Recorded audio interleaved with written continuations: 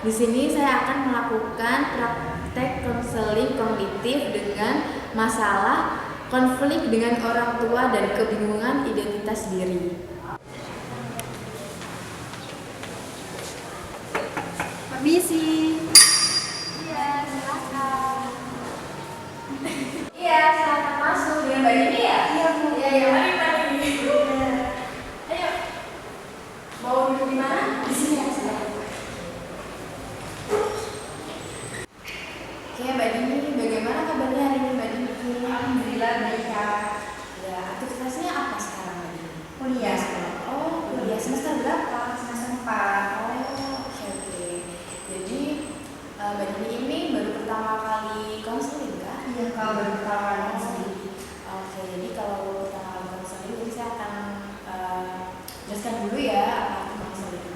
Oke, jadi konseling itu sendiri merupakan proses pemberian bantuan kepada individu untuk mengatasi masalah. Jadi di konseling itu ada dua asas, Mbak Dini. Jadi yang pertama itu adalah asas kerahasiaan, dan yang kedua itu asas keterbukaan. Yang pertama, kerahasiaan itu, Mbak Dini itu bebas untuk menyampaikan semuanya tanpa takut dibocorkan, karena saya akan merahasiakan semuanya apa yang Mbak Dini sampaikan. Terus yang kedua adalah asas keterbukaan. Jadi Mbak Dini itu bebas tanpa ada paksaan di sini. Dan untuk durasinya biasanya tuh kalau konseling itu antara 30 sampai 45 menit. Jadi Mbak Dini mau yang seperti apa? Kayaknya yang kurang dari 10 menit aja deh. Oke, kurang dari 10 menit ya Mbak. Baik, kita langsung mulai saja ya Mbak. Jadi gimana, apa yang mau Mbak Dini ceritakan kepada saya? Jadi tuh gini, Kak. Saya tuh sering banget berantem sama orang tua saya. Orang tua saya tuh kayak nggak pernah bisa ngertiin saya gitu loh, Kak. Apapun yang saya lakukan tuh selalu salah di mata mereka. Oh, jadi kamu merasa tidak dipahami ya oleh Iya. orang tua kamu. Jadi itu yang membuat kamu tertekan. Iya, Kak. Kayak gimana ya? Saya tuh nggak bisa jadi diri saya sendiri sama mereka tuh. Saya selalu ditekan, saya selalu dituntut kayak apa yang mau mereka, sehingga saya nggak bisa ngerti sebenarnya yang saya mau tuh apa. Jadi diri saya tuh seperti apa, saya tuh nggak tahu.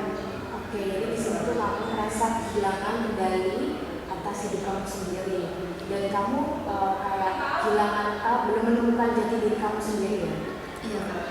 Baik Mbak Dini, ya wajar banget ya di usia Mbak Dini sekarang tuh kayak kebanyakan memang seperti itu, kayak krisis identitas namanya.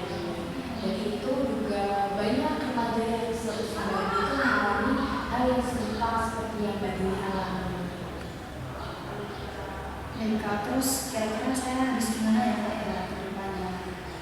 Oke, jadi kita bisa melakukan teknik, kita bisa melakukan belajar yang namanya teknik komunikasi asertif. Di sini Mbak Dini akan belajar gimana sih cara komunikasi dengan baik supaya Mbak Dini itu bisa menyampaikan perasaan Mbak Dini itu lebih baik kepada orang tua Mbak Dini, itu biar Mbak Dini itu gak kenapa-napa lagi. Iya, Kak, tapi saya bingung kayak harus memulainya itu dari mana, karena saya takut orang tua saya itu nanti pasti marah, Kak, karena orang tua saya emang selalu marah kalau saya selalu kayak menuntut apa, bukan lebih ke menuntut sih, Kak, tapi kalau saya menyampaikan pendapat apa, orang tua saya itu selalu marah ke saya. Oke, jadi kali ini kita akan menggunakan pendekatan yang namanya person centered therapy ya. Jadi pendekatan ini tuh berfokus kepada diri pribadi Mbak Dini, dan juga di sini tuh untuk membantu menggali potensi yang berharga dari diri Mbak Dini sendiri.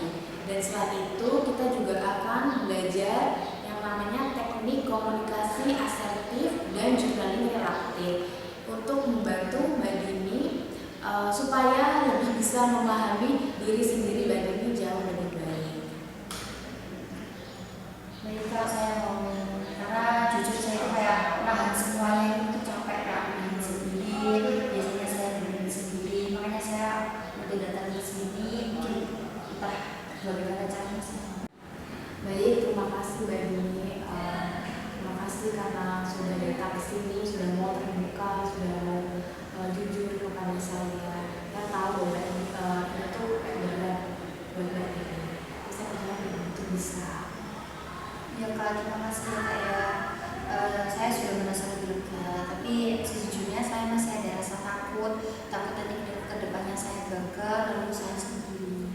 Oke, itu wajar kalau takut itu adalah sebuah bagian dari proses gitu. Kalau gagal itu bukan akhirnya. Jadi tapi Mbak Dini itu tidak menyerah dan bangkit lagi. Ya Kak, saya akan mencoba ke depannya. Iya, terima kasih ya Mbak Dini. Dan Mbak Dini harus percaya bahwa Mbak Dini itu gak sendiri. Kalau ada apa-apa, Mbak Dini bisa langsung menghubungi saya untuk melakukan konseling, berbicara. Dan Mbak Dini juga bisa untuk memulai dengan langkah kecil seperti mengenali diri Mbak Dini, seperti catat apa yang Mbak Dini suka dan apa yang Mbak Dini mau lakukan, catat bagaimana perasaan Mbak Dini hari ini, itu bisa Mbak Dini lakukan.